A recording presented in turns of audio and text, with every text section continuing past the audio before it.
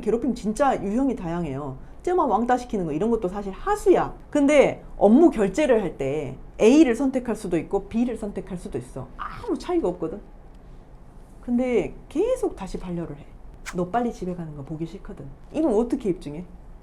안녕하세요. 내 편 지수 최지수 변호사입니다. 오늘은 인사 담당자가 직장 내 괴롭힘 문답, 조사할 때 유의할 점에 대해서 알아보겠습니다. 사실 이거는 어디서도 저도 본 적이 없는 것 같아요. 왜냐면 직장 내 괴롭힘 조사하시는 분들이 경찰 아니에요. 검찰 아니에요. 그리고 문답을 일상적으로 하는 그런 사람이 아니에요. 그래서 어떻게 착각하시기 쉽냐면 피해자의 애로사항을 듣는 자리다. 이렇게 오해하시는 경우가 많아요.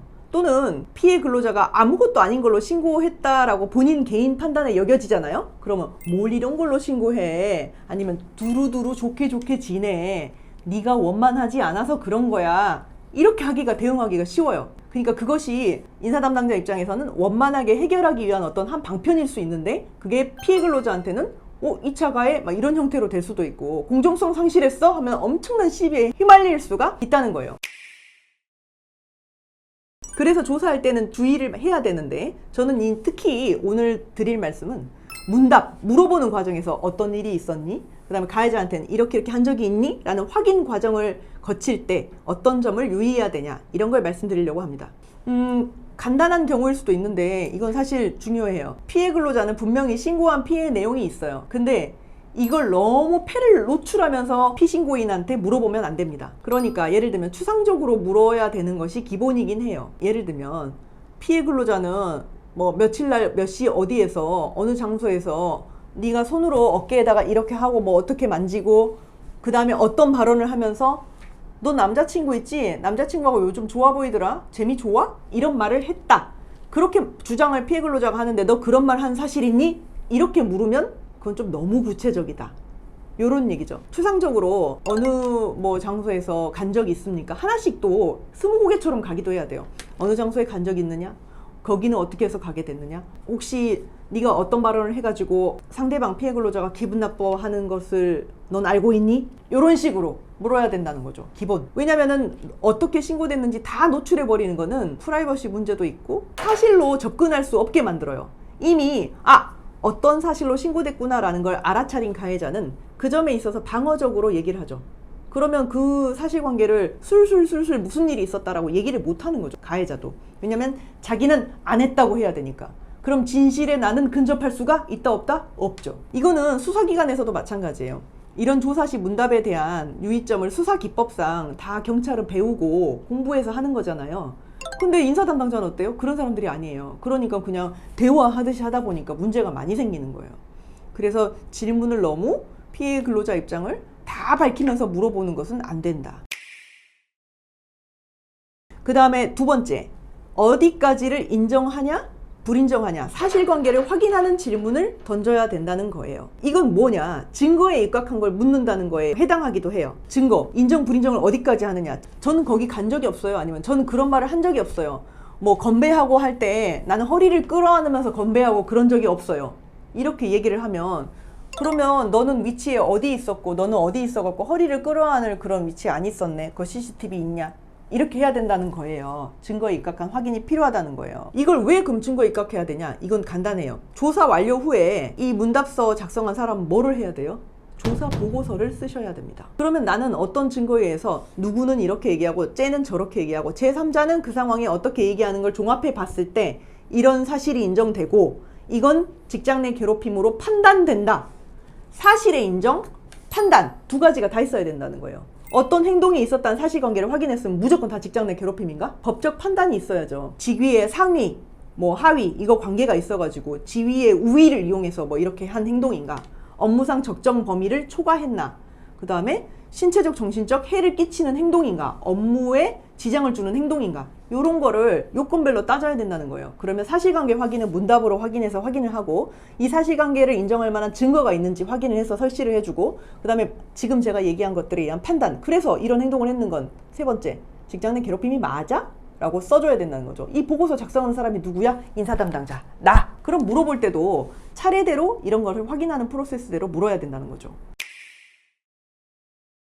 사실 아무것도 아닌 것 같지만 정말 큰 팁이에요. 왜냐면 이 보고서를 내가 써야 되는 양이 어느 정도인지 아십니까? 보고서 나가는 거는 사실 한 회사에서 뭐 한 두세 장 이렇게 나갈 수도 있어요. 왜냐면 간단한 사실일 수도 있잖아요. 근데 쓰다 보면 10장이 보통 되십니다. 왜냐면 신고한 피해 근로자는 이거 딱 한 건 가지고 신고한 사람 별로 없어요. 2년 전부터 막 거슬러 올라가.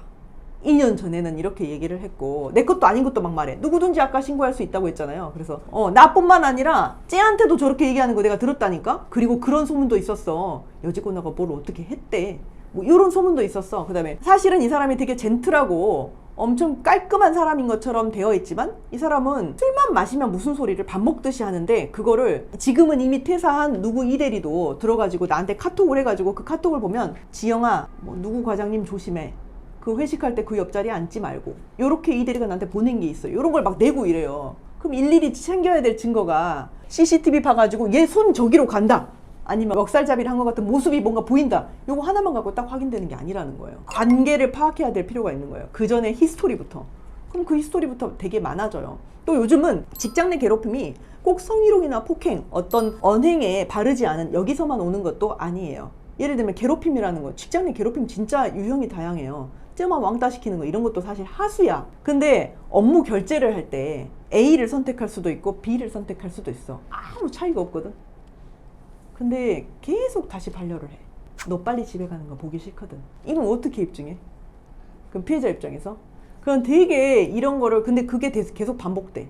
그리고 거기에 있어서 사실 배임 이슈하고 막 상반되는 경우도 있어요. 어떤 거래처를 택하는데 사실 나는 내가 아는 데라서 추천한 게 아니에요. 피해자 입장에서 난 아는 데라서 추천한 게 아니야. 그냥 어디 좋은 업체 있냐? 알아봐라. 이렇게 해서 알아봐가지고 결제를 올렸는데 그걸 가지고 여기는 계속 반려를 하고 다른 데만 계속 선정을 해요. 알고 보니까 그 다른 데 선정하는 이유가 얘가 뭘 받았거나 뭔 커넥션이 있거나 그런 경우도 있어요. 직장 내 괴롭힘이 진짜 어디하고도 유기적으로 연결될 수 있는 그런 사건이 된다니까요.